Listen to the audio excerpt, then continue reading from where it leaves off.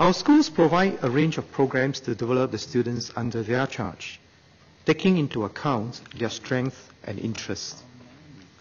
We have a school landscape that is made up of diverse offerings.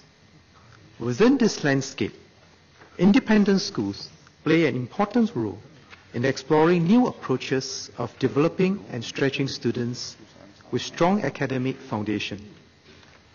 We are committed to supporting and resourcing independent schools appropriately so that they continue to stretch their students in their areas of strength, and just as important, to inculcate a sense of service to our society. All schools, including independent schools, are resourced based on the programs they offer and their enrollment. The Ministry conducted a review recently to assess if independent schools are resourced appropriately, taking into account factors such as the higher overheads in schools with smaller enrollments. Allow me to clarify several points on which there may be some misunderstanding. First, let me set the record straight on the issue of independent school funding. As a result of the review, more schools received increased funding this year. 6 out of 10 independent schools received up to 5% more funding, and only 4 did not. For these 4, their funding is around 3% less, at the most. The main reason for the review is that schools with higher enrollment can spread their overheads better, while schools with lower enrollment cannot enjoy the economies of scale. To adjust for this, MOE introduced a fixed component and a variable component depending on the student enrollment number.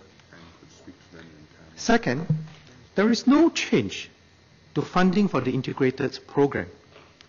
Apart from the independent schools, the integrated program is also offered in some of our government and government-aided schools. For students who are on both the school-based gifted education program and the integrated program, our review found that students can develop well and fully with the funding provided by one program grant. For these students, schools will receive only the funding for the school-based gifted education program.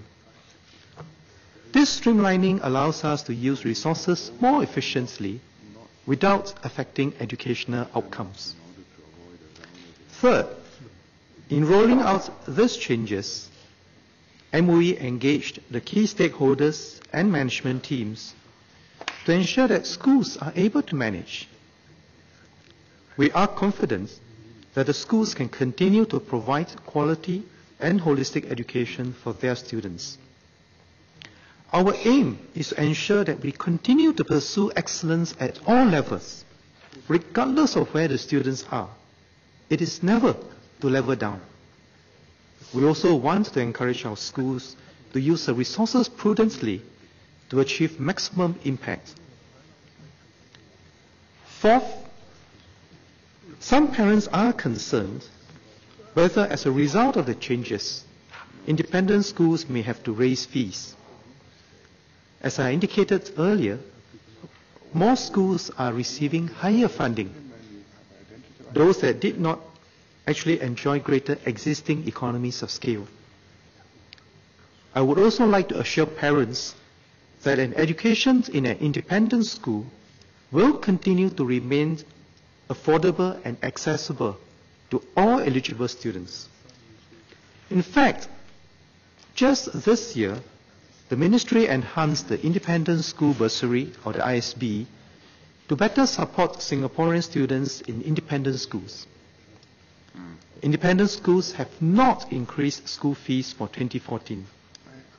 We must keep our schools, including independent schools, open to all and continue to encourage excellence in all our students' pursuits.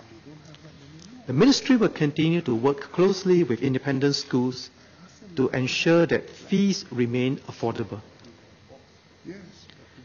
As part of the resourcing review, the Ministry also discussed with the management of independent schools the areas where resources can be utilized more effectively to achieve good educational outcomes. For example, we have discussed with schools the judicious use of air conditioning as we strive to be ecologically sustainable and cost-effective in operating our schools.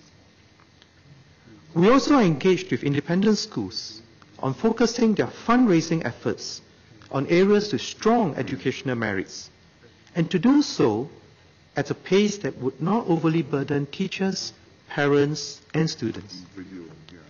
The Ministry appreciates and welcomes the strong support of the alumni of these schools in donating funds and in volunteering their services. In fact, the strength of many of these schools include their long histories and a tradition of alumni support. At the same time, we should not put too heavy a burden on teachers, parents, and students to raise funds, as that may deter some students, especially from those from less well-off families, from applying to the school. This is all about striking a good balance. I'm heartened that independent schools have responded positively. Some principals have noted that this is an opportunity to review existing programs, such as immersion programs, to explore whether the same outcomes can be achieved in a more cost-effective way. I'm happy that our school leaders understand the support and intent of the review.